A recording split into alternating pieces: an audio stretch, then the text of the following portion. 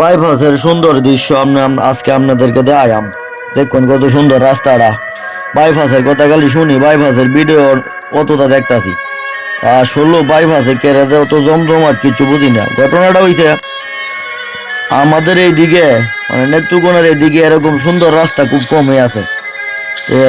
এই সুন্দর রাস্তাটা এত একটা আওড়ের মাঝে যে রাস্তাটা দেখতে খুব সুন্দর, এই জন্য এই এই বাইপাসের এত সুনাম। তো এনে আমুদ ফুত্তি কাকু, হালিম কাকু আছে। ও কাকু, কাকু, ওই যে কাকু, আমরা কিছু কমাইন। হেই কাকু কিতা আন্তাদি কইতাছে আমার ড্রুন্ডারে কাকু দিতাছে গালি। কই বেটা তুই আইসত করে সেদিকে দূরাত যা। হে বেটা বলে ডর হতাছে, এটা কোনো কথা? ড্রুন দেখ কিয়া এইটা এইটা কইতাছে। কাকু আমনে বালা কিছু কইয়া দেওয়াইন, বুঝছেন কাকু? কইন কিছু।